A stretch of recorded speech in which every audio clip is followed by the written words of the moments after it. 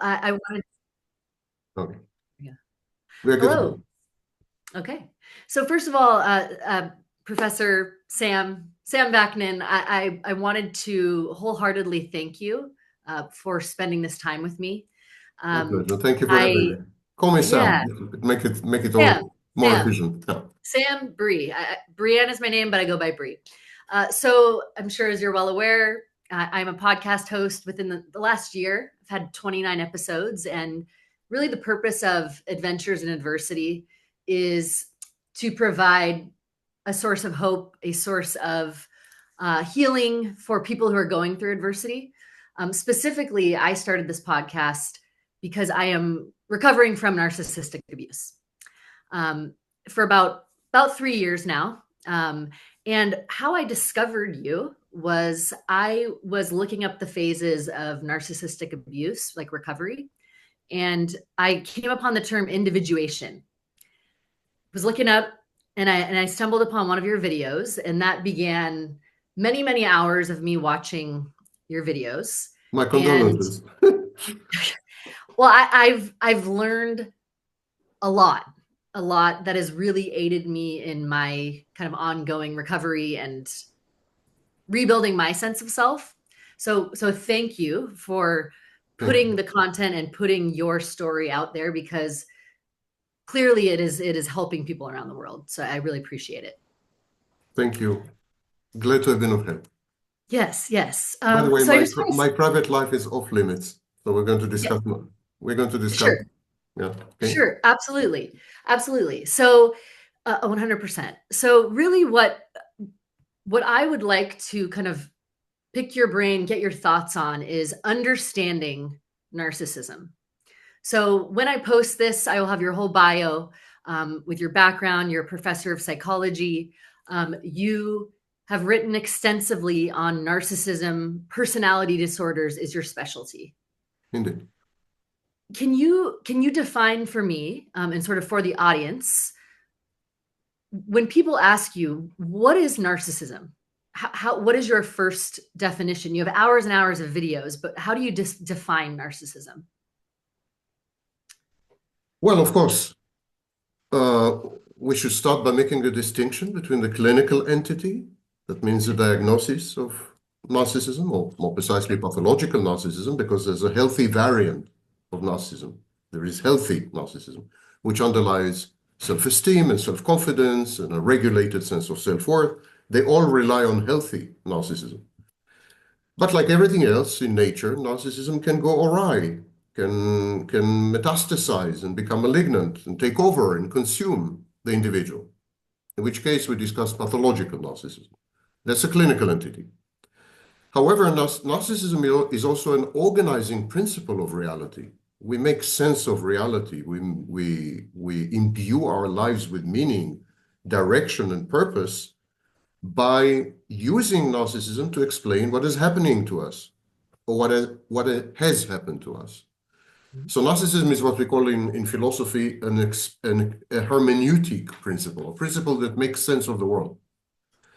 So today, when we discuss politics or show business or entertainment or you name it, we use narcissism to make sense of specific politicians or specific institutions or specific social movements or. Mm-hmm. And I will not dwell on this. I Sure, will discuss the clinical entity. sure. The clinical entity has been debated, is a controversial construct in psychology. Mhm. I have my own version of, of looking at narcissism. I think narcissism is a self-like state. It's a simulation of having a self when there's no self present. It's a absence masquerading as a presence. In other words, Mhm. pathological narcissism is the outcome, and that is not controversial. That's the mainstream. Pathological Right. narcissism is the outcome of a disruption in the formation of the self. Yes. And all the functions of the self are equally disrupted or diffuse or disturbed. So we have someone who pretends to exist and invests a lot of effort and energy in what we call cathexis, emotional, psychic energy, in trying to convince you that he or she exists. Mm. It's about co-opting you. It's about colluding with you in a fantasy of existence. Mm-hmm. And not only existence, but a highly specific type of existence, what we call grandiosity. A grandiose type, inflated, fantastic type of existence. Godlike, if you wish, imbued with omnipotence and omniscience and so on. Obviously, if you feel empty inside, if you feel that you don't exist, if you feel you are disjointed, if you're dissociative and you have memory gaps, massive memory gaps, and so on and so forth, you will be heavily invested in trying to convince yourself and others that this is not the case. Mm-hmm. And you would try to compensate for this. You would feel inferior somehow. You would feel inadequate, deformed, defective. And you would try to compensate for this by pretending to be the exact opposite. Mm-hmm. So you would adopt a godlike posture. You would equate yourself with a divinity because you don't even exist as a human being. And so it's what we call a compensatory mechanism. Narcissism is about discrepancies. There is a discrepancy, for example, between implicit self-esteem, this Mm-hmm. sense of inferiority, and explicit, displayed, exhibitionistic, ostentatious self-esteem. I'm God, you know. That's one example of a discrepancy. Another problem is an inability to tell the difference between internal and external. The narcissist converts people around him or her. Half of all narcissists are women, by the way. Mm-hmm. A narcissist converts people around. I will use the male gender pronoun. I mean, it's not. Sure. It doesn't indicate Absolutely. any reality. Yeah. So a narcissist is trying to construct a reality which would sustain his inflated self-concept, his self-perception. And in order to do so, he needs to make sure that people around him would not challenge him, would Mm-hmm. not undermine this narrative somehow. And the only way to do this is to pretend that they too do not exist by converting them into internal objects, a process known as introjection, or in my vocabulary, snapshotting. So the narcissist comes across someone and he says, wow, this could be my intimate partner. This could be my source of narcissistic supply, attention, admiration, adulation. This could be someone who would buttress my grandiose self-concept or self-perception. Okay, so now I have to convert this person into an avatar.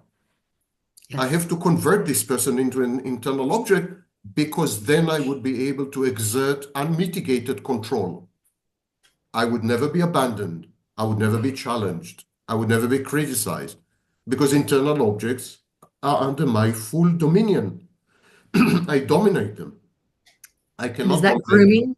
Is that the Sorry? grooming phase? No, grooming Grooming. phase is an attempt to introduce you into a shared fantasy. Got it. Okay. So, but before the narcissist grooms you, he converts you into an internal object. Okay. Now there's a problem. You are both an internal object and an external object. So now he needs to merge the two of you. He needs to merge the internal object with the external object so that there's no daylight or conflict or dissonance between them. And that is where grooming and love bombing come into the Yes. picture. He's trying to mold you, he's trying to shape you so that you fully conform to the contours of the internal object, so that he can lie to himself and say, you see, the internal object is faithful, is genuine, corresponds fully to the external object. So it must be true. And then it's a power play. It devolves into a mind game and a power play. Mm-hmm. Because if you show any signs of independence, personal autonomy, agency, that means you are challenging the internal object. You're deviating, you're diverging from the internal object. And that provokes in the narcissist aggression and a variety of manipulative techniques intended to keep you in check and obedient. And so this is, in a nutshell, the Yes. pathology. Yes. A As big you were, nutshell, but still. yes, no, and for people who might be hearing this and they're hearing, okay, they're kind of learning about narcissism.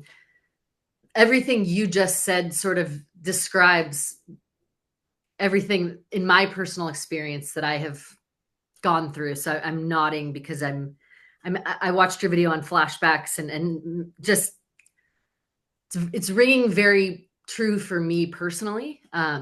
So give me a second. Whew, that's yeah. Just give me 1 minute.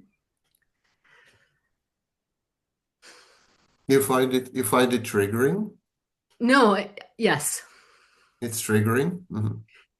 Um, because it's validating though, because I'm just so happy to have this education, and because knowing that that is what happens and that's what I went through and that's what other people I've talked to go through, it's something that's And real. having been validated, don't you feel empowered? I do very much. So your tears are tears of relief, It's tears of, yes, being of understood, feeling, yeah, feeling understood. Yeah. yes, very much. So thank you. And question about when narcissism develops. So again, through your videos, and by the way, your book is arriving on Friday. I'm very excited to read it. Thank you. Um, I I in your experience, it develops in childhood, right? Is it a maladaptive personality style that develops as a protective mechanism, right? Yeah. I will answer your question, of course, Sure. which would be a first for me because Whatever you're I usually comfortable, monopolize the interview. I whatever don't you're particularly comfortable care. answering, and Yeah. yeah. No, I'm kidding. But I would like you to ask me later, how does the narcissist bait you? How does the narcissist kind of enslave you, introduce you Yes. into the shared fantasy? Yes. Yes. Um, and if you don't ask me, I will ask myself. Okay. So, as to your question, it is not my view, it is the common view that pathological narcissism develops in very early childhood. But before I go there, I must say that there are very strong indications that pathological narcissism involves a hereditary component, some kind of genetic component. Now, this has not been substantiated by any rigorous, convincing study. Sure. There are no studies that support this claim at this stage. There are indications in some studies, but no studies. However, we do know, for example, that twins exposed to the same mother, same environment, the same family dynamic, the same dynamics, the same everything. They're twins. One of them becomes a narcissist, the other doesn't. Mm, And we're talking about non-identical twins, yes. right. We definitely have numerous documented cases where siblings, you could have 10 siblings, only one of them becomes a narcissist. And they're not very far removed in age. Mhm. So there's a clear predisposition, genetic predisposition. Second thing, we failed to substantiate the belief or the claim that narcissism, pathological narcissism, involves brain abnormalities, structural or functional. However, we did find massive brain abnormalities in other members of the cluster B personality disorders. For example, in psychopathy, for Mhm. example, in borderline personality disorder. Their brains are different, especially the psychopath's brain, Mhm. person with antisocial personality disorder. The brains are massively different. Yeah. So it stands to reason that yet another member in the cluster, which is narcissistic personality disorder, would also involve brain abnormalities. We Mhm. have failed to find them, but I believe that in due time we will. Sure. It seems, therefore, that a child is born with a propensity or the proclivity or the tendency or the inclination to develop narcissism when and if this child is subjected to abuse and trauma. So abuse and trauma trigger the latent or the dormant state of narcissism in the brain and in the genes of this kind of child. Now, when I say abuse and trauma, Yeah. it's very important to define these terms. Trauma is a subjective condition, not an objective one.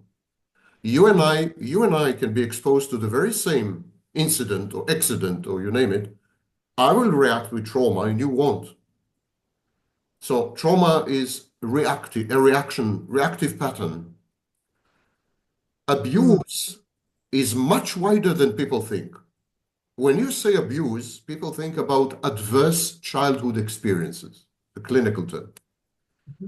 So they think about physical abuse, sexual abuse, psychological abuse, verbal abuse, and all these, of course, are forms of abuse. But if you spoil your child and pamper the child, you're abusing it. If you are parentifying the child, if you allow the child to become your own parent, then it's abusive. If you're instrumentalizing the child, if you're using the child to realize your unfulfilled dreams and wishes and fantasies, that's abusive. If you are overprotective, isolating the child from the child's environment and peers because it's dangerous or risky or whatever, that's abusive. If you don't allow the child to develop boundaries and therefore to separate from you and become an individual, that's abusive. So abuse is multifarious forms. It's not a thing, it's not the classical idea. Yes, yes. And so children were exposed to all this, and in my view, have the genetic template and the brain abnormalities to go with it, seem to develop pathological narcissism as a reaction to this. What is pathological narcissism? It's an escape route. What these children do, they construct an alternative reality. It is known in clinical terms as paracosm. They construct a paracosm. It's an alternative reality. It's easily understandable. Think of it as virtual reality in computers. Yeah? Right. So they construct an alternative reality, and in this alternative reality, they are in control. They're being abused, they're being traumatized, they're being maltreated, or even worse, they're being neglected, they're being ignored. And in this alternative reality, they're kings and queens and princesses, and they're gods who roam the earth. In this alternative reality, everything is fine because the child is not at the mercy of abusive and traumatizing parental figures. Instead, what the child does, the child invents a deity, a divinity, known as the false self. The false self is everything the child is not. The child is helpless. The false self is omnipotent. The child is unable to predict the behavior of adults because the adults in case are very unpredictable. So the false self is omniscient. The child is hurt, is in pain, is in crisis. The false self is untouchable, impervious, above it all. So the false self is what Freud used to call the ego ideal. The false self, is the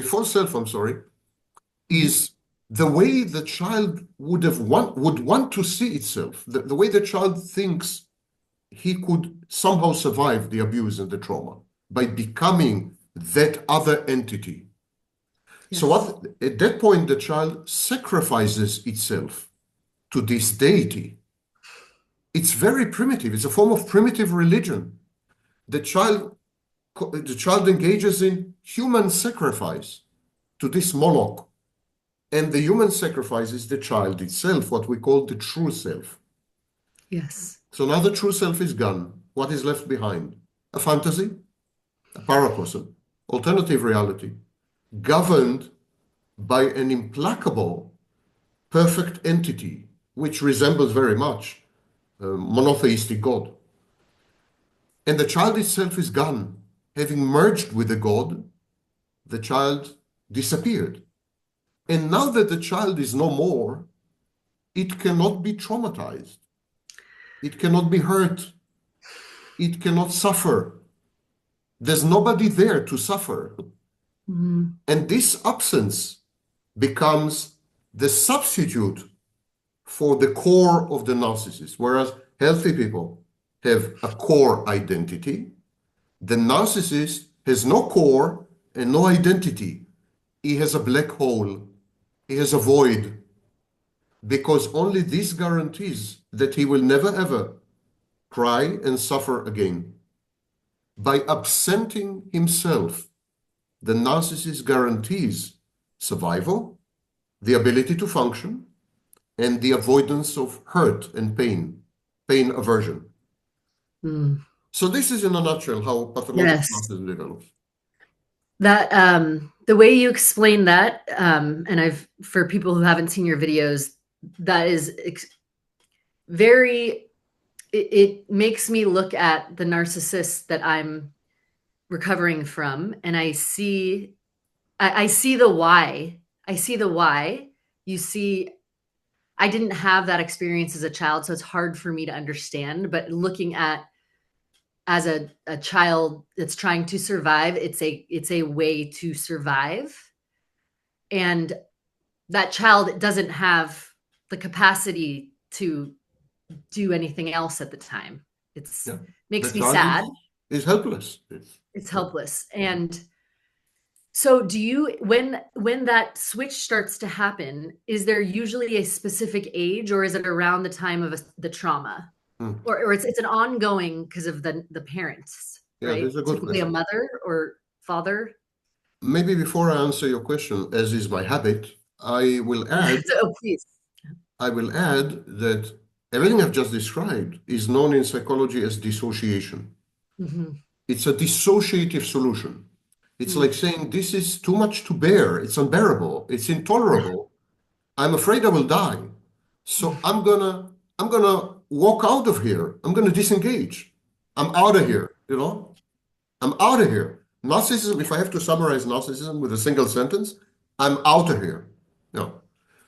So Yes. regarding your question, Yeah. there is a critical phase in human development. It was first described by a woman, Margaret Mahler, Uh, who together, I mean, at the same time as Jean Piaget, she was studying children, observing children and studying them. mhm. And she described a phase known as separation individuation. It's when the child separates from a mother that is perceived by the child to be safe, a mother who is a secure base. In other words, the child knows that if he were to separate from mommy, mommy will not punish him. Mommy will not go crazy with fear and anxiety. Mommy will not, I mean, mommy will remain stable, predictable, reliable, responsive, even if the child walks away for a while. Yep. So this kind of mother, who's a good mother, allows the child to separate from her and gradually become an individual. Mhm. And this is known as separation individuation. We can trace the emergence of pathological narcissism to the failure of separation individuation. Mhm. And this is why in all my work, and not only in my work, but in the work of giants like John Bowlby, in all our work, collective work, we talk about the mother. We don't Mm. mention the father. And everyone online, being politically correct in an age of political correctness and Yep. victimhood, everyone Yep. says, why don't you mention the father? There should be equal opportunity abusers, and so on and so forth. It's simply because the father does not fulfill any important psychological function until the age of 3. Mm. Mm. Father enters the picture more or less at the age of 36 months, when the child is 36 months old. Mm. Then father begins to assume very important roles, such as socialization, the acquisition of skills, the development of behavioral scripts, including sexual scripts, sexual differentiation. So father has a massive role in the personal development of the child, but it starts much later. Mhm. It is mother who is dominant and I would say exclusive until age 36 months. If she F's it up, sorry for the expletive, No, please, I'm a sailor mouth. I curse a lot. if she F's it up, then the outcome is a child who is severely disturbed later in life, may have an attachment style, which is insecure, and therefore he is unable to have relationships, interpersonal relationships, intimate ones, may develop narcissism, may become borderline or develop the borderline side. I mean, it's the Yeah. mother. It's Yes. the mother. Like, using a political slogan, it's the mother, stupid. So, Yeah. and so it's the mother that inflicts the damage. At that point, when the child is unable to separate from the mother because she is possessive, she's overprotective, she's Yep. anxious, she's depressed, or on the very contrary, by the way, she's absent and neglectful. And the child is afraid that if he were to walk away, he would never find mommy again. So when the mother is dysfunctional, the child sticks to her. We call it the symbiotic phase. The child merges with her, fuses with her, just in order to make sure that she would still be there. And so the child never becomes an individual. That adds to the aforementioned emptiness and void. There's no layer of self, or what Freud used to call ego, or whatever you want Yes. to call it, or identity. This layer is missing because the child was never allowed to become, was never allowed to set boundaries, was Yes. never allowed to venture forth and explore the world, was never allowed to interact with peers and learn from them, was never allowed to adopt alternative role models, not mommy, and so on. So there's nobody there. Yeah. There's nobody there. There's a reflection of mommy, an extension of mommy, something, but not an individual. And so pathological narcissism is ripe by age 36 months. Mm. However, we cannot diagnose children, let alone adolescents, with narcissistic personality disorder because they still stand a chance. Mm.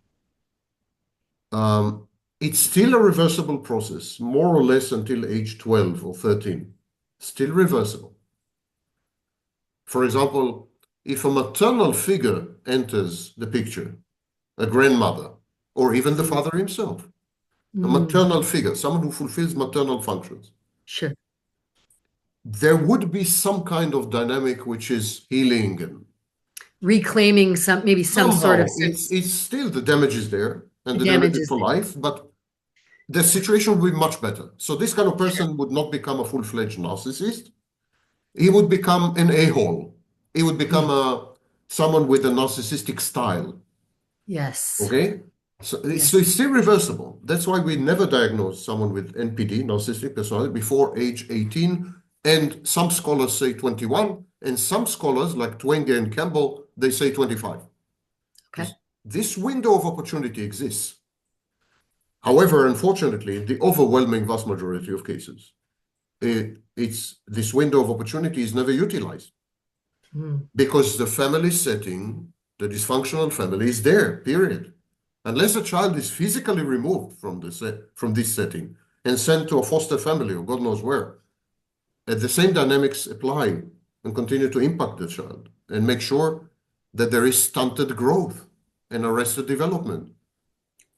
And so this child ends up being an adult who is unable to attach securely, who is unable to develop interpersonal relationships, he is unable to accept the separateness and externality of other people, who is unable to function in reality because he is immersed and embedded in fantasy, who therefore is unable to gauge reality appropriately, has no reality testing, and has no self-efficacy, and has no access to his positive emotions because he has learned as a child that love inevitably leads to pain, is coupled with hurt.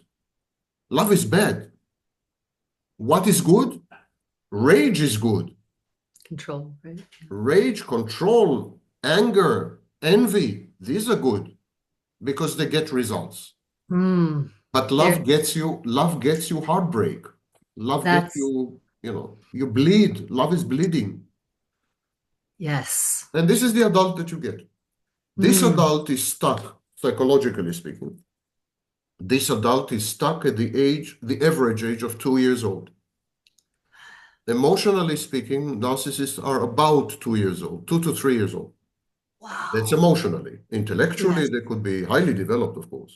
Yes. Additionally, narcissists have semantic memory, but not episodic memory. I will explain the difference.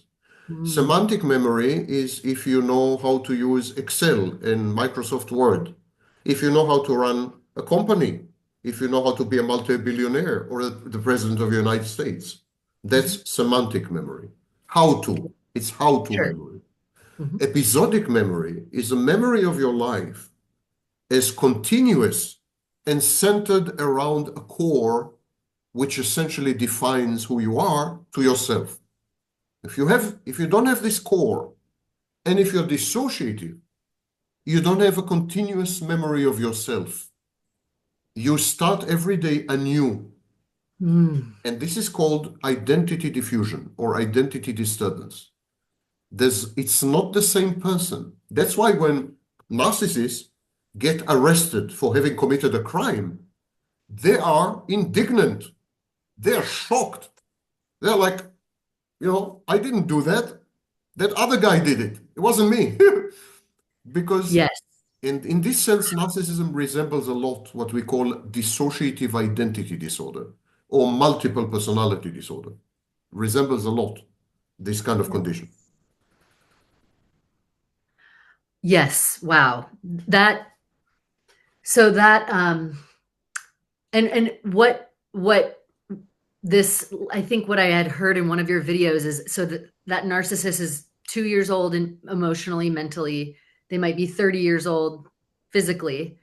And then they have to outsource that emotional regulation, right? Yes, exactly like So every borderline. day when they get up and they need a supply to build up that grandiose, keep that delusion going. It's even more profound.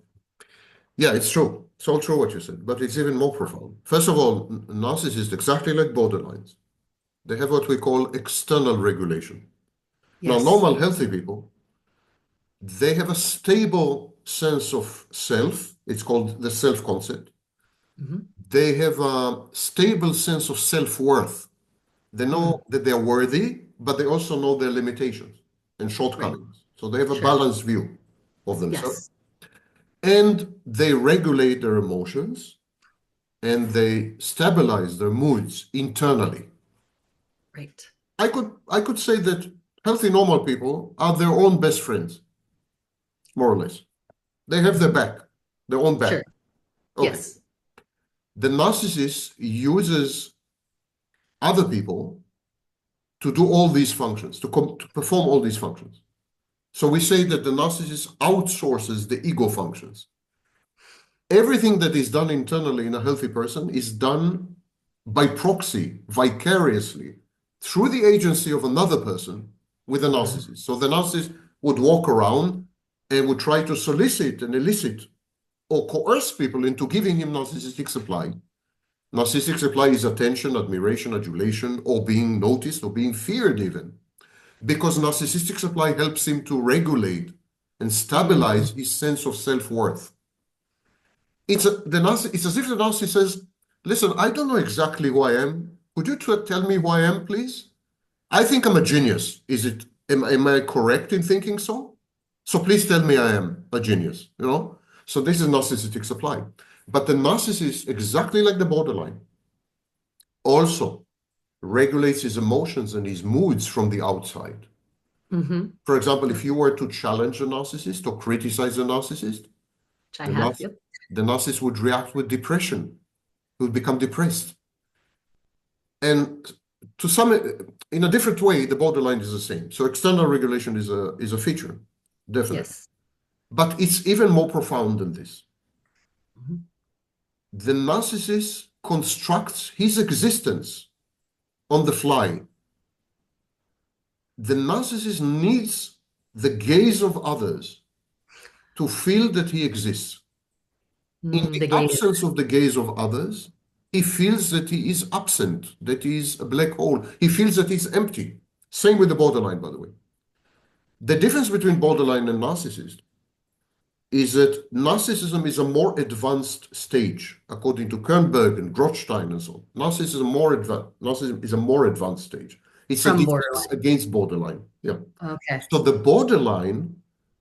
borderline's dependence on other people is total. She cannot do anything from the inside. Whereas the narcissist can supply himself. He can be his own audience. He can Okay. use his own gaze to regulate himself, but he perceives this gaze as external. Remember that narcissists confuse internal objects and external objects. Mm. They confuse. External becomes their internal, Yes, right? so external becomes internal, but also vice Yeah. versa. Also vice versa. So when the narcissist Yes. observes himself, he experiences it as if someone is observing him, Mm. even though it's his own gaze. It's a very complex disorder. Uh, and that's why Otto Kernberg, the father of the field, suggested in the 70s that pathological narcissism and borderline personality organization, they are forms of psychosis. He Yeah. said that they are on the verge of psychosis, borderline, on the border between Oh. psychosis and neurosis. He Mm. said that these people have mighty confusion when it comes to reality, to the point that they are actually psychotic. They don't perceive reality appropriately, this confusion. The clinical term for this is hyperreflexivity. Hyperreflexivity is when the psychotic person, the properly psychotic, for example, the schizophrenic person, Yeah. expands outwards and consumes the world. So in the mind of the schizophrenic person, if there is a voice in his mind, in her mind, let's say, his mind, Yeah. the schizophrenic person will say, it's not in my mind, it's coming from the outside. Or if the schizophrenic person has an image or a scene or a video running through his mind, he would say, it's not in my mind. Here I'm seeing it. It's external, it's out there. And that's known as hallucination. Narcissists are the same. The same. They utterly confuse external and internal. It's a bloody mess. Mm. Now, luckily for borderlines, that's not the case with the borderline, because she did not progress to that Got level of it. pathology. Got it. So borderlines, to some extent, not full, but to some extent, have a much better reality test. Yes. Anyhow, that's, we can talk about it for hours, but I'm So trying to give you the gist. Yeah. yeah. No, so we've kind of gone from like how it develops out of that sense of needing to survive, which I as someone who has children, when I hear that, I that breaks my heart, and that a child would have to do that, and it's tragic, and the outcome breaks my heart as well. That it continue, you know what I'm saying? Like it's a tragedy Yeah, for the narcissist as well as thing people fail to appreciate is that the reason narcissists resonate so well with victims, the reason they have the power to convert people into victims is that they have been victims to start with. The yes, narcissist has intimate first-hand experience of victimhood, having been a victim, having started life as a victim. yes, So they know when they see you and your potential victim material, they resonate with you. That's why we have the phenomenon of twin flames and soulmates and all of this other bullshit, yeah, because it's all narcissism, yeah? Narcissists resonate with you. yes, It is what is tragic is that both narcissists and their victims, borderlines, codependents, both good. narcissists and their victims, their intimate partners, are one and the same. They're members of the same family. Ugh. It reminds me of conflicts in the world between basically the same ethnicities, like Mm. Serbs and Bosnians. The Mhm. Serbs and the Bosnians are the same ethnos, the same people, Mm. and yet they've had a bloody war, horrible war, genocidal almost. Same to some extent, the Jews and the Arabs. I mean, you have this, and this is the situation with the narcissist and his victim. They are both suffering. Yes. Only the narcissist outsources his suffering because narcissists outsource everything. Oh gosh, I get it. They outsource their emotions, they outsource their moods. When they suffer, they outsource their suffering. That's what they do. They outsource. It's an outsourcing machine. It's an export machine. They're exporting everything. And narcissist constructs his relationships to reenact, to replay early childhood conflicts. So the narcissist couldn't separate from his mother, and he would not recognize the separateness of his intimate partner. He doesn't do separateness. He has never done separateness. He's never separated. The narcissist has never become an individual, so he would not allow you to be an individual. He would not allow you to individuate. He would take away your agency, your independence, your autonomy, your everything. He would control you. Yes. Narcissists withdrew from reality into their minds when they were children in order to somehow survive. So they want you to do the same as an intimate partner. They want you to become an internal object in a fantasy, in a shared fantasy. Yes. It's a child.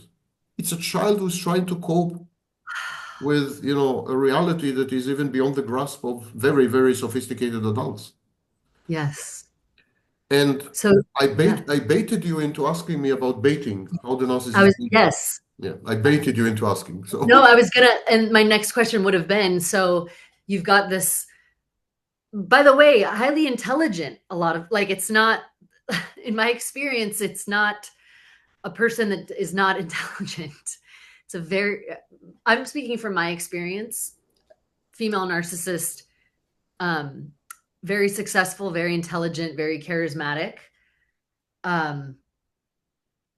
Now, how did, and tell me if you're comfortable talking about I'll tell you my experience, and this doesn't have to be a session, but how did my narcissist choose what is alluring about a certain type of supply or victim, or what do they look for? Yeah, that's a very broad, or how do they bait? How do they, right? How do they So start we should that make process? we should make a distinction between two types of narcissists. There is the classical types of narcissists, which are the overt and the covert. Yes. These are Sure. basic prototypes of narcissists, and they more or less have the same goals, the same. They're after narcissistic supply. Their strategies are different. I'll talk about that in a minute. And we have another variety of narcissists known as the prosocial or communal narcissist.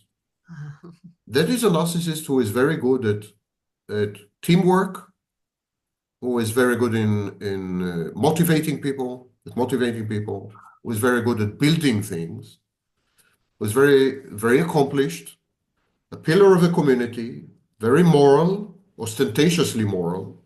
That's the grandiose claim. I'm more ethical than anyone. I'm more just than anyone. I'm more moral than anyone. It's a guru. It's a teacher. It's a chief executive officer with a visionary. It's a charismatic politician. So these are the prosocial narcissists. Okay.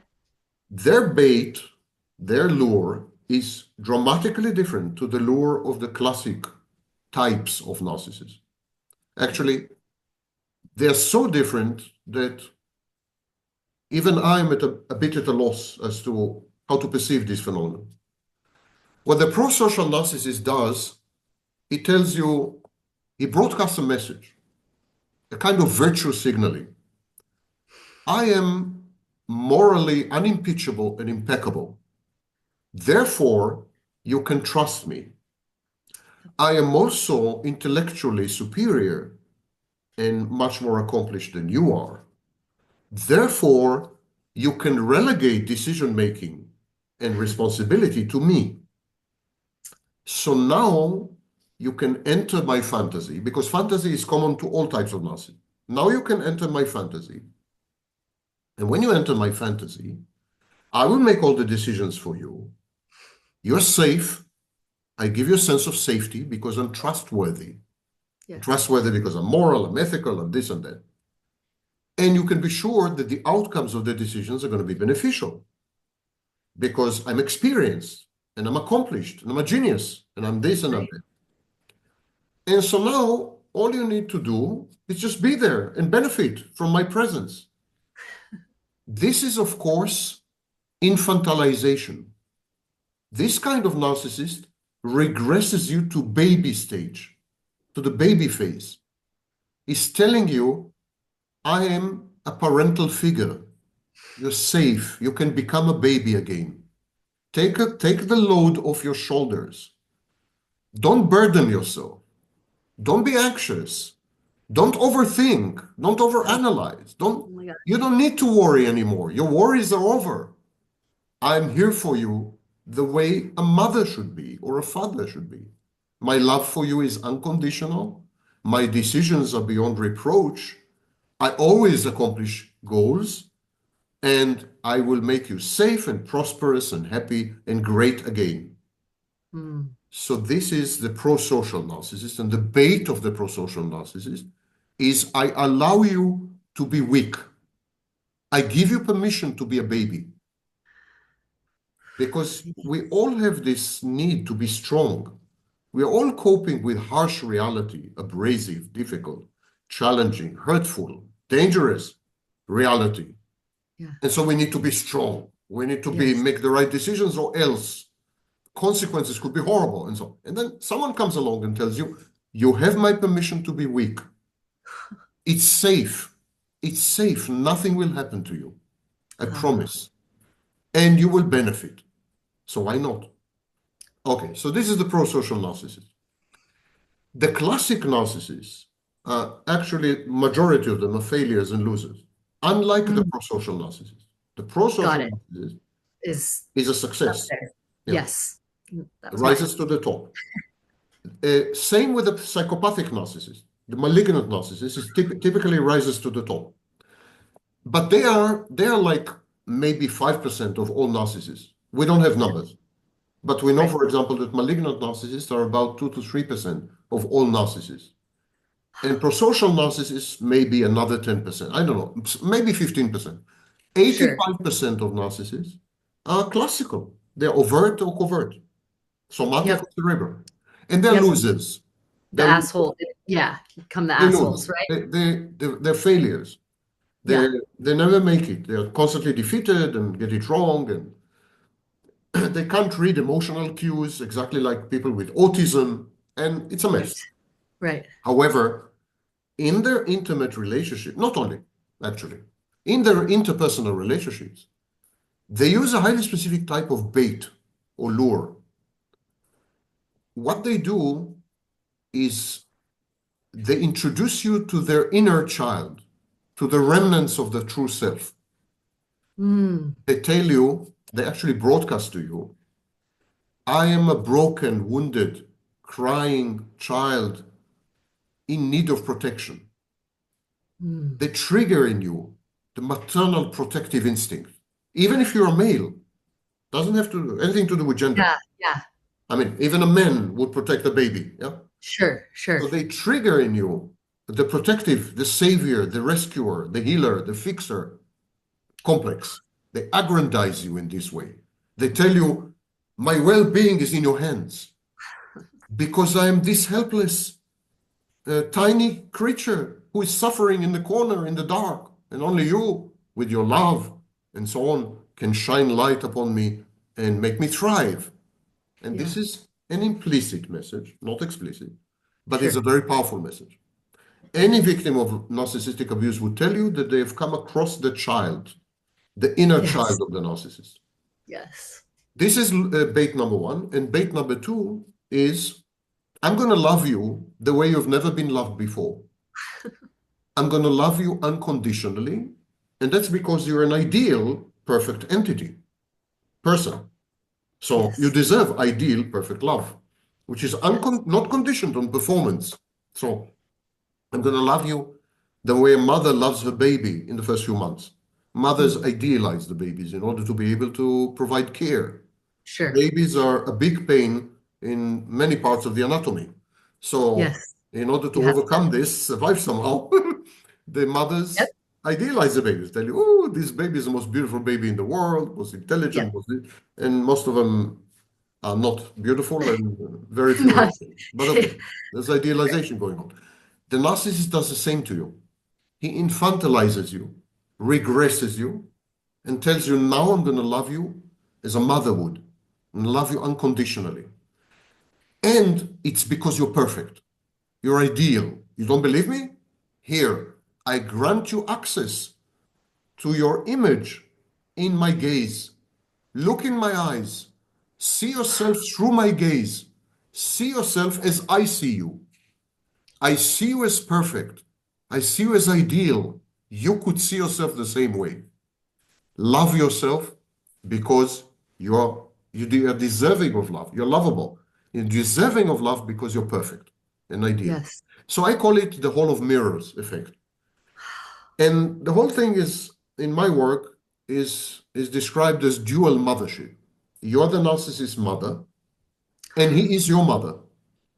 And you get addicted to your own image in the narcissist's gaze.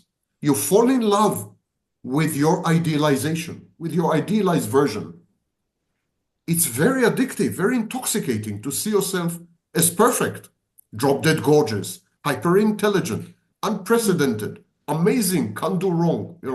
It's intoxicating, and you get Yep. addicted. And these are the two baits. Yeah. Wow. You just described my whole experience. Whew. Again, this is empowering for me. It's just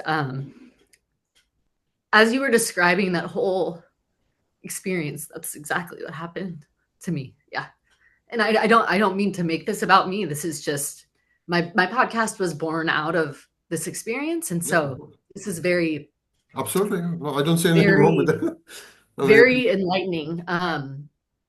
So now in that initial phase, when I was in that phase, it turned. I remember it turning dark for me when I stepped out of line. That initial love bombing idealization, I was called her puzzle piece.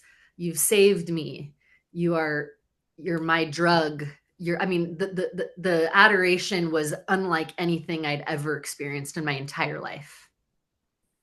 Ever. I was told I could have been an Olympic goalie. I was told it was like it actually didn't feel like a reality. And then it turned dark. And it's almost like, what I don't understand is if the narcissist, identifies they've got they've got this relationship going where they're like, okay, I'm in control. I'm love is going back and forth. Then when the person, the victim, me, then pushes back when I would push back in any way on anything, that's when it turned. Yeah. Well, that's where I dislike the word victim. Evidently, you're survived, so you're a survivor. Yes. The word victim. Barely. The word victim is an identity. Victimhood is an identity, and it's an identity that keeps you paralyzed, mummified, like an ant in amber, like in formaldehyde. It's like. Yes. Victimhood is not a life-oriented identity. It's a death-oriented identity. Mm-hmm. While survivor is a life-oriented identity. So I dislike the word victim. Sure. But I think you've been victimized. Let it be clear.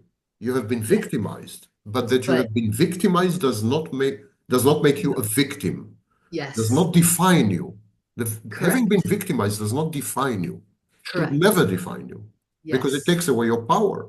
It disempowers you, takes away your agency. If you define yourself as a victim, you're perpetuating the abuse. Yes.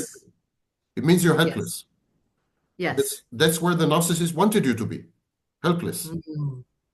So that's okay. That's the point. Now, coming to a question. So they bait you. That in there was the covert, the overt, and then you were saying the 5% sort of the very successful, is that the pro-social narcissist? Pro-social, communal. Yeah. So that is the experience that I'm familiar with, and that it's interesting that is such a low percentage. I guess I just got lucky. Yeah. It's a bad joke. As they go, you got lucky. Yeah. It's a really bad joke, but Uh, uh, But so I haven't answered your question, your previous sure, go question. ahead. Do Yeah, you want to let go of please, that question or please go ahead. yeah? Answer, please do. I mean, you're in charge. If you want to No, go to I another. would love to. Mm. Please continue. So people who end up in relationships with narcissists, such as they are, I call them insignificant others. Yeah. Okay.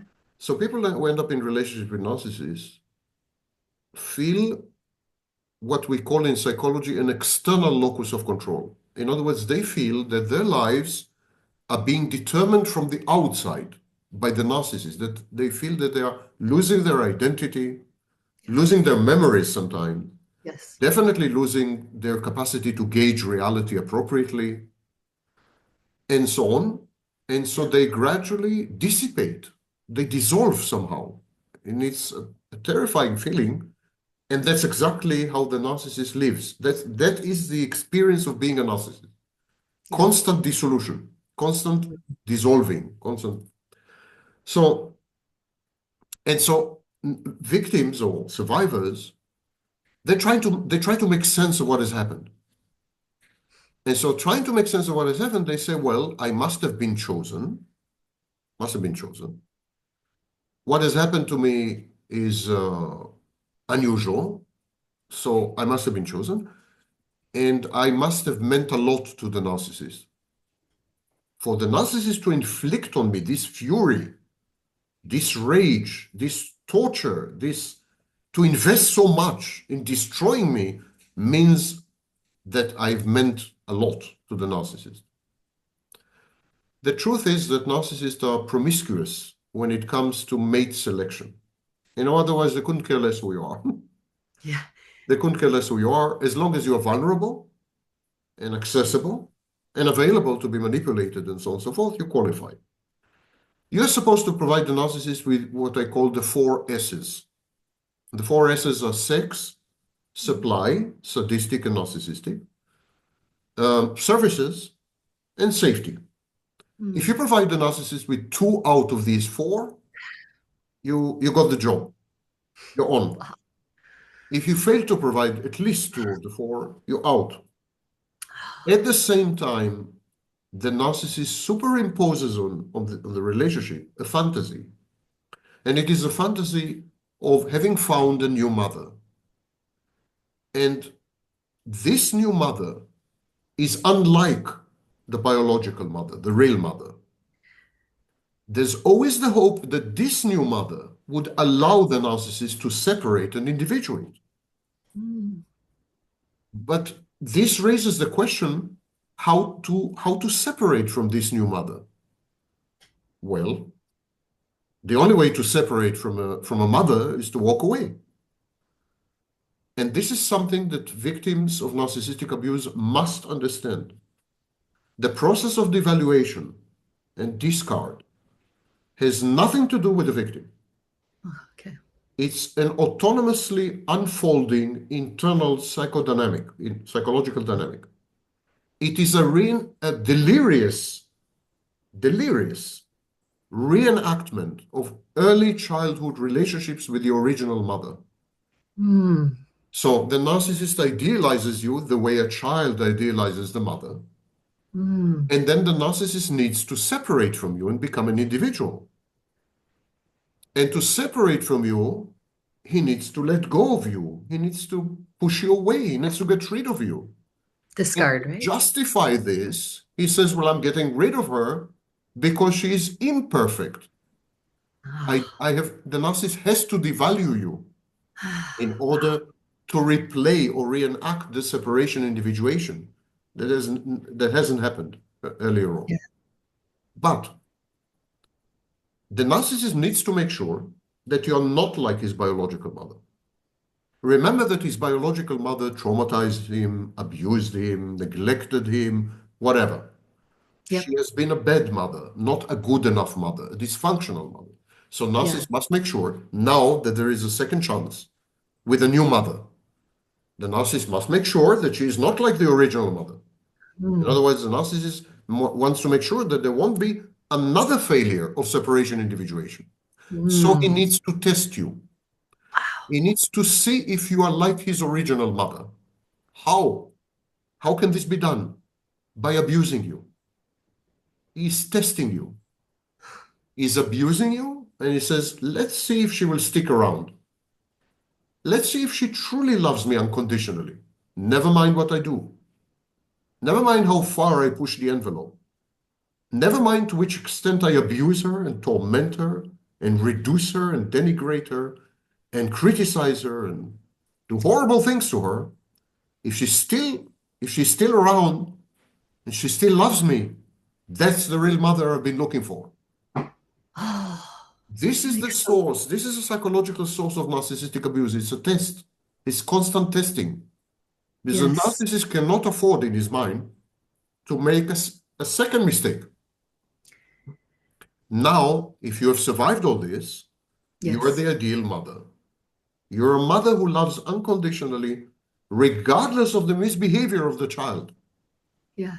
Now that you have been certified as the ideal mother, the narcissist can proceed to the separation and individuation. So now he needs to devalue you to allow him to separate from you. Wow.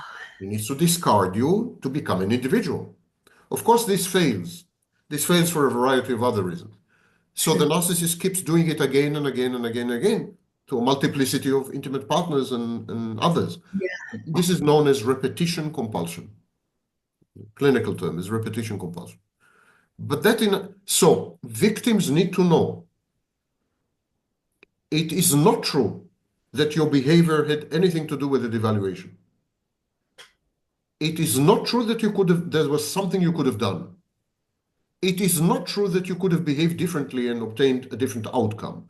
It's not true that if you only gave more love or more attention or more caring or more empathy or more something, more money, things would have been resolved. The dynamic of the shared fantasy, which was first described not by me, but by Sander, the dynamic of the shared fantasy is inexorable. There's nothing you can do about it and nothing you could have done about it. So wait a minute, but you say, come on, Sam, that's not totally accurate, because the whole devaluation thing started when I started to conflict with the narcissist, criticize, disagree, or maybe demonstrate independence and autonomy, and so on. So it's then that he started to devalue. What you don't understand, he pushed you to do it. This is known in psychology as projective identification. Projective identification is when we project onto people part of us that we reject and then force them to behave this way. So, for example, I can project onto you hostility. Imagine that I'm hostile to you. I will project the hostility onto you. So I'm not hostile, she's hostile. And then if you're not hostile, I will provoke you to be hostile. Yes. And then I will say, you see, I told you so, she's hostile. You know? So that's what the narcissist does to you. He forces you to diverge, to deviate from the mother figure, from the internal object. He forces you to be a bad mother. He forces you to not conform, to create daylight between you and the representation of you in his mind. It's his work. He's fully in control of what you think you're autonomous and independent. You're not. You're a puppet. Yes. It's a puppet master. And you are the mommy puppet. And now mommy was all good. I need to separate from her. I need to make mommy all bad. I will trigger mommy and provoke mommy and project onto mommy and manipulate mommy to become a bad mommy. And what is a bad mommy? It's a mommy, for example, who challenges me or criticizes me or disagrees with me or offers me help. Yes. Offers me help, implying that I need help. Or gives me advice when I don't need advice. I'm all-knowing. It's a bad mommy. And victims think that there was a phase in the shared fantasy in which they have been in some control. There was a modicum of control. Yeah. No. You had zero control. When you were in the shared fantasy, you have been suspended. You have been deanimated. You know, when I coined the phrase narcissistic abuse, Yeah. In the and in the when I was the first to 80s, right? describe, sorry? It was in the 80s, right? Yes. Yeah. Yes. When I coined the phrase narcissistic abuse and was the first to describe the condition and everything, Yeah. Yep. I came up also with the rest of the language in use today, but that's beside the Yes. point. When I described narcissistic abuse and coined the phrase, my colleagues and peers, they challenged me. They said, why do you need a special category of abuse? Why is it not enough to say abuse? Why do you need narcissistic abuse? Because narcissistic abuse has nothing to do with abuse. It's not about you. It's about the Oh. narcissist. All other Mhm. types of abuse are Target targeted. something. The Yes. goal-oriented, the targeted, Yep. the Yep. financial abuse, elder abuse, emotional Ah, abuse, and so on. yes. Narcissistic abuse is not about manipulating you, or narcissistic abuse is about eliminating you, negating you, vitiating you, making you disappear as an external object and reappear as a totally controllable and manipulable internal object. Narcissistic abuse is about a theater production or a movie where you are nothing but a prop or an actress following religiously a script given to you by the director, the narcissist. So you are not there in any meaningful sense, and definitely you're not in control of any figment or element of the fantasy. And here is when victims trip themselves up. Go crazy. I Yes, went crazy. because they say, I've been chosen and I was an equal participant and there was something I could have done. For example, maybe if I hadn't contradicted him, if I hadn't challenged him, if I hadn't undermined him, if I hadn't displayed independence, maybe we would still be together. No. All interpersonal relationships of the narcissist end in devaluation and discard. Now, the mistake of most people is to believe that devaluation and discard has to be physical. Like you have to walk away physically out the door, Yeah. with your suitcase or whatever. That's not the case. Devaluation and discard can be inside the relationship, can be internalized. So the narcissist would simply go emotionally absent, would cheat on you, would have relationships on the side. He would give up on you within the relationship. So devaluation discard happens Yeah. repeatedly in a relationship that lasts 40 years Yeah. with the same person. Yes. And that's why we have, for example, hoovering. Hoovering is an attempt to reestablish the Yeah. relationship, re-idealize the partner. But some narcissists, they have very long-term intimate relationships, friendships, and so on. Yes. What they do, they devalue the intimate partner or the friend, or they devalue, discard mentally or emotionally. The other person doesn't exist anymore. They're free to act in any way they want. And then they return to the relationship, re-idealize the partner, and start all over again. Same partner, 40 years. Could happen. Does happen. Yes. Yes. So and that the term narcissistic abuse, which we talked about that you coined, what in your experience are some of the gaslighting, the confusion? It's like for me, it was physical, emotional, mental. That's hard to describe, but I ended up having a total nervous breakdown on the bathroom floor. I had some very dark thoughts, suicidal thoughts. It was bad. It was very bad. It's great now. I'm in a great place now. But that was that narcissistic. When I realized that I was experiencing that, it was I've had to rebuild my whole identity in the last 18 months. After like physical threats, I mean, from all angles. And the hard part for me is that it had sort of been hidden. And so like, but to other people, she is still this. That's very common. Yeah. And then you start to feel a little cuckoo. Very cool. You know, because you're like, why did she treat me like that, and why not them? You know? You raised an interesting subject apropos, and I would Yeah, like to deal with it. First of all, when it sure. comes to recovering from narcissistic abuse Yeah. and healing and everything, rather than go through it again, Huh. on my YouTube channel, there is a Yeah. playlist.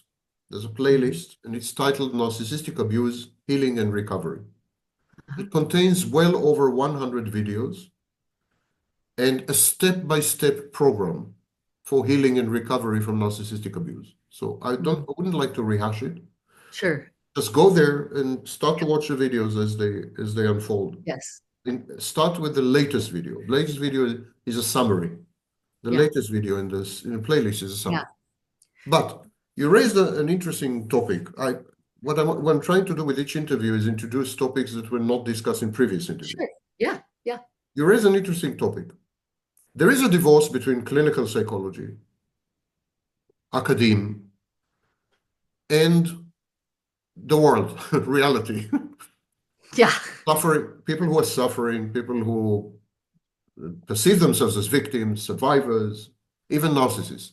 There's a divorce, absolute divorce. For example, I'll give you one example. Academic clinical psychology is not interested in the impact of actions on other people, but on the motivation, in the motivation. So we ask ourselves, what's the motivation to this specific behavior?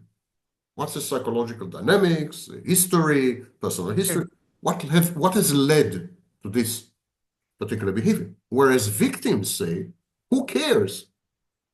I care about the experience of this behavior on me, the impact on me, how it Yeah. affected me, how it Yep. destroyed my life. I don't Yes. care why he did it. I don't Exactly. care why, I care what. Right. I don't care why he did it, I care what he did. Hmm. And so take, for example, gaslighting. Hmm. Narcissists do not gaslight. Hmm. Psychopaths do. Oh, shit.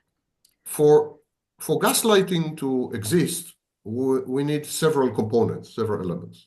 So we need a power asymmetry, but more importantly, I mean, the gaslighter is more powerful than the gaslit, the victim. But more importantly, we need the ability to tell apart reality and fantasy, Hmm. which the narcissist doesn't have. Hmm. Narcissist is unable to tell apart reality from fantasy. In the narcissist's mind, when he makes you a promise, it's real. So narcissists don't future fake. In the Hmm. narcissist's mind, all his fantasy is reality. Real. Yeah. It's all real. This alternative reality, which has nothing to do with real reality, is real to the narcissist. So he doesn't believe that he's deceiving you. He doesn't believe he's gaslighting you. He believes it even more than you. He believes his deceptions. He believes his lies. He Hmm. believes all this. We call this process confabulation. He Hmm. believes all this. Same with psychotic people. They believe the hallucination. If a Hmm. psychotic people were to tell you, yesterday I witnessed someone killing another person with a knife, the psychotic person is not trying to deceive you. He's not They trying to believe it. manipulate you. He's not trying to gaslight you. He really saw someone with a knife. It's a Wow. hallucination. But he doesn't know that. Same with the narcissist. The narcissist is proposing to you, of giving you access to an alternative reality. But he doesn't know that it's alternative. He thinks it's the only reality. Hmm. So narcissists cannot, by definition, gaslight because they can't tell the difference between Hmm. reality and fantasy. Psychopaths do, and psychopaths gaslight intentionally, deliberately, with the aim of manipulating you, destabilizing you, making you doubt your judgment, and so on, and Yes. therefore making you dependent on them.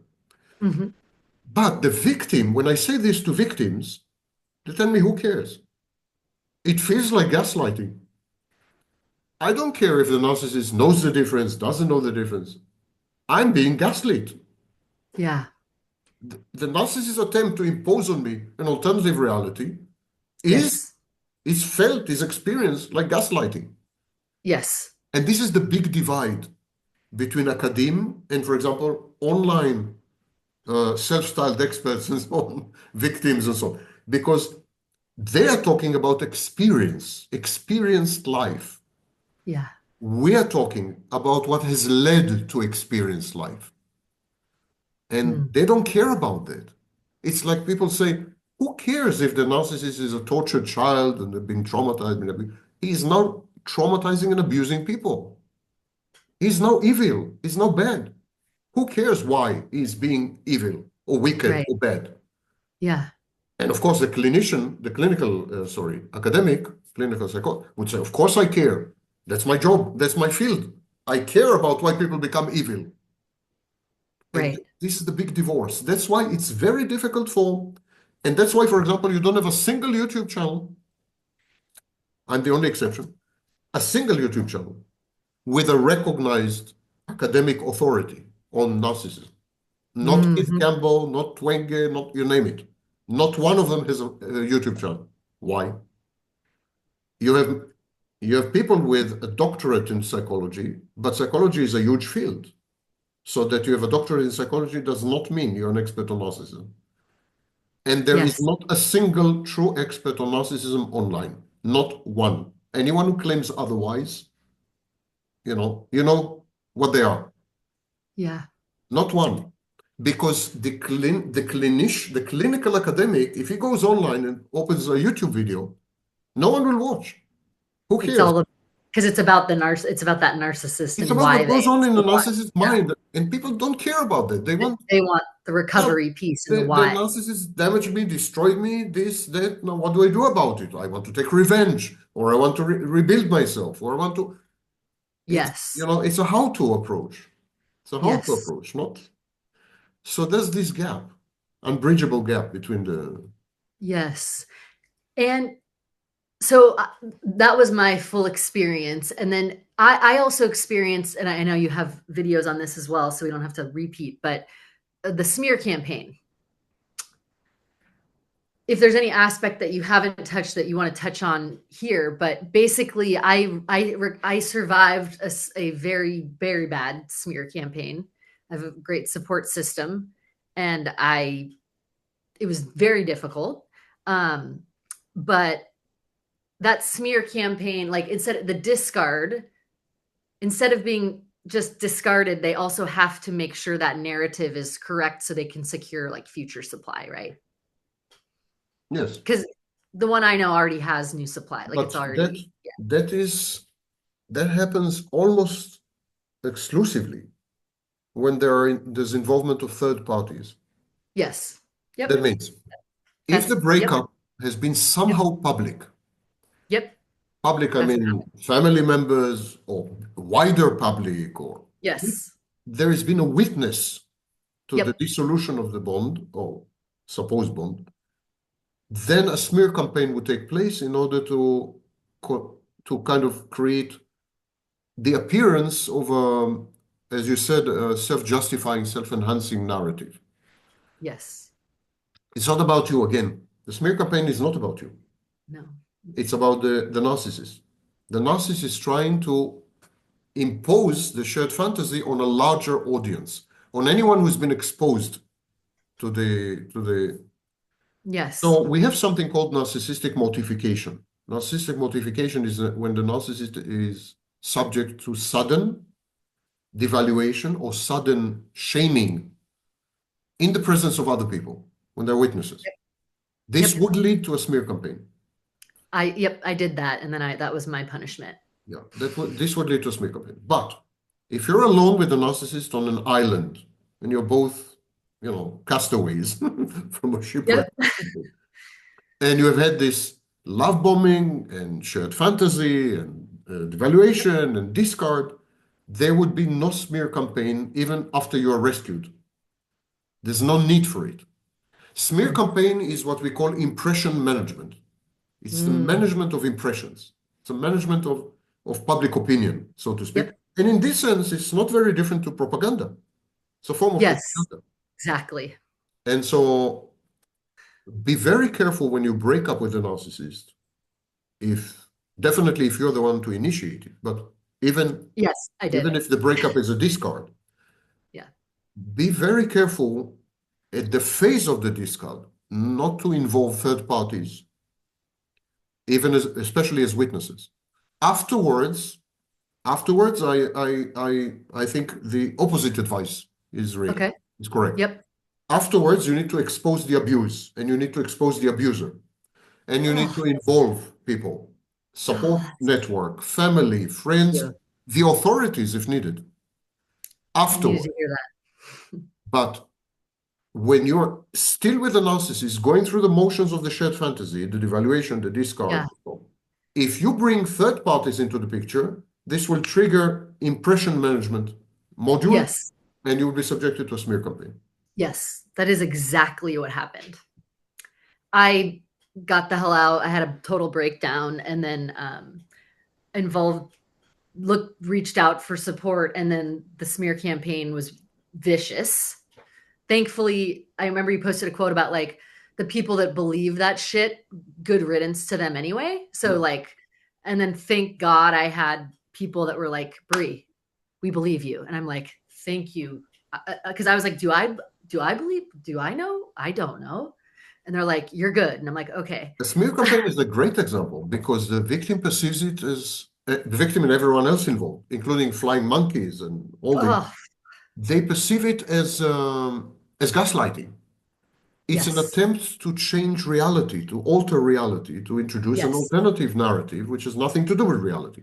However, the narcissist who engages in the smear campaign believes it. Really? Yes, this is not like people online are saying, no, it's vicious, evil, it's planned. No, he believes it. He believes you are the abuser. He Really? believes you have mistreated him, stole from him, lied to him, deceived him, and you deserve punishment. You mortified him, humiliated him, shamed him, or her, never mind. You It deserve was her. punishment. Yeah. So again, a smear It's not. campaign is a fantasy extended, Got it. and the It's not. fantasy is superimposed on a wider circle. But there is the Okay. belief in the fantasy. There is emotional investment in the fantasy. Now, smear campaigns are used by psychopaths also. When the psychopath uses a smear campaign, it's an entirely different story. Psychopath knows that he's lying. He knows Okay. that it's all part of a well-oiled Sure. machinery to bring you Sure. down, take you down. Sure. Sure. Wow. So These are you had delusional said people. You heard the word delusional? yes. Oh Delusional. yeah. And I remember They're I called delusional. her that once. We would always fight in the car. And I was never allowed to drive, and it was always fighting in the car. And then whenever I would push back, I was told, "Why are you getting so mad?" And I would say, "I'm not mad. I'm just actually saying my opinion." And then she would say, "Here we go again. Here we go again. You're being dramatic." And then I have OCD, so when I would like rumination OCD kind of, she'd be like, here goes your OCD. Like you're thinking it's your OCD again. That didn't happen. You imagined that. And then I would just shut down and I'd be like, pull over. She wouldn't pull over. It was like a fucking nightmare. Sorry, my French. But I have distance now. Like she's in my community, but I have it. The when you said exposing the abuser, um, I have done that and I'm proud of myself. There is also like there's fear because she has like physically has come after me a few times, but thankfully there were people that separated her from me. But Wow. is there That's yeah, it's unusual. crazy. That's unusual in narcissism, by the way. Narcissists are not physical. Oh, really? Psychopaths are, Psychopaths are okay, because yeah, she's a domestic abuser, so she must be a psychopath then. Yeah. When you've got enough distance, like and I'm very stable and I'm very supported and I'm in everything is great. Um, it, is her seeing me doing well, is that still a threat if she has new supply? Depends. Yeah. Uh, when the narcissist generates a new fantasy, the Yeah. smear campaign is a new fantasy. So when a narcissist Okay. generates a new fantasy That or, happened. Yep. or explanatory fantasy, interpretative fantasy, Sure. Sure. the clinical term is hermeneutic fantasy. So when the narcissist generates this, he needs he needs to there's role casting. He needs to cast you in a role. So Sure. the role could be one of two. You're evil, you're wicked. Mhm. This is known as the external solution. Libby Okay. Libby was a scholar who described all this. This is known as the external solution. So you're wicked. Yeah. The other solution is you're crazy. Oh yeah, I Crazy, am you crazy. couldn't help it. And even some narcissists would go further and say, she's crazy, and I made her misbehave. I made her do it. Okay, so you're either crazy or evil, Yeah. and then the narcissist finds a new target, Yep. develops a new shared fantasy with this target, internalizes the target, snapshots, creates Yep. internal object. The whole story starts all over again. It's Yep. nauseating because it's the same, it's identical. Yeah. Okay. At that point, you reside in the narcissist's mind, you remain stuck in the narcissist's mind as a persecutory object, as an enemy. Okay. You, as an external object, a gun, is your gun, but the representation, the avatar, remains. I'm And it's evil in the mind. persecutory, it's Yeah. enemy, it's an enemy Yeah. avatar. So your well-being, your success, your accomplishments, having found another partner, your happiness, they're all triggers. They're all triggers as far as the object that represents you in the narcissist's mind is still persecutory or enemy object, hostile object. So the narcissist has two ways to resolve this. One way is to take you down, destroy you, you know, Sure. and the other way is to reacquire you, re-idealize you, and take you back some. And Sure. this is known as hoovering. Yep.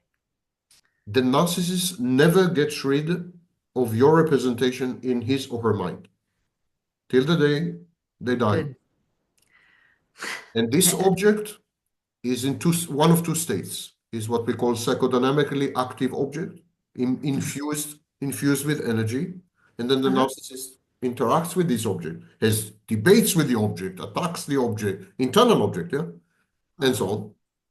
Or it is deactivated, it's that psychodynamically inactive, Hmm. and then it could be forgotten but it's always there and always activated at some point. Once you are inside the narcissist's mind and he is inside yours, there is a fusion. This process is known as entraining. There is a fusion of your minds in some way. There's a coordination of your frequencies, Right. kind of. By the way, physically, your brains coordinate physically. Wow. From that moment on, you're in a symbiotic state, and I would call it entanglement. You know, in Yes. physics, in quantum mechanics, Yep. The quantum, no matter how far the yeah, particles no matter are, how right? far the two particles that used to be together, these are two Gosh. particles who used to be in a molecule, for example. If you Oh. then send them away, light years Yep. away, they still affect each other. So Oh my this is God. entanglement. There's entanglement here. And the narcissist Yes. carries you in his mind forever. Sometimes you're active, sometimes you're forgotten. You're always there in the unconscious, then you re-emerge into consciousness, you're activated again, and he has to resolve this. Yes. One way to resolve this is to get rid of you physically, not to kill you, but like if you die, or even if you move away very far, Yes. That helps then them. that Yep. helps. And the other way is to reacquire you, to repossess you Yeah. somehow. And then it's Yeah. okay because you're Yeah. by virtue of having been re-idealized, your internal object becomes ideal again, and the Yes. narcissist idealizes himself through you, Right. co-idealization. He says Yes. she's ideal. For example, like owning a flashy car, or she's ideal, she's drop dead gorgeous, she's with me, that means I'm attractive. Yes. That proves that I'm attractive. So Yes. he Yes. idealizes himself or herself through you. So that's Yes. another solution. Yeah. Re-idealizing you and by extension, re-idealizing himself or herself. But Yeah. these are the only two solutions. You are entangled, you're bound for life. Yes. For life. Yes. And I know I want to keep an eye on time here. I know I could talk to you for like 5 more Yeah, hours, but I think we should say goodbye because No one online can survive more than 1.5 hours. Yes. So to kind of wrap this up, the message is there is the light at the end of the tunnel is taking yourself from that victim mentality to survivor, focusing on yourself and knowing forever that I will forever be impacted, but I can move forward We all myself. we all pay a lifelong price for substantial mistakes, Yes, whatever the 100%. mistake may be. Yeah. Yep. You Yep. drive your car, you have an accident, you lose a leg. It's lifelong. That's it. Yeah. You have children. One of them proves to be a delinquent juvenile and then a criminal. It's lifelong. Yeah. You marry the wrong guy. You end up in a relationship with a narcissist. We have to accept that life is implacable, unforgiving, and we have to understand that there are consequences to our decisions and choices and actions and so on. Even if we were innocent in the process of decision making, innocence plays no role in reality. No. It's a myth. It's just it is what it The is. narcissist is with you for life. Mm. Now, there are two elements here, you and the narcissist. You cannot change the narcissist, but you can change yourself. Yes. You can. And again, I refer you to the playlist, Narcissistic Yes. Abuse, Healing and Recovery, on my YouTube channel. I think some of the videos might resonate. Yes. Yes. Thank you so much. I'm incredibly grateful. Thank you for having me. And I will be following you, and I can't wait to share this, and it's going to help a lot of people. Thank you. I think it was a good interview. Thank you very much. Yes. Take Thank care. you, Sam. Take Bye-bye. care. Bye. I'll send you the file. Thank you.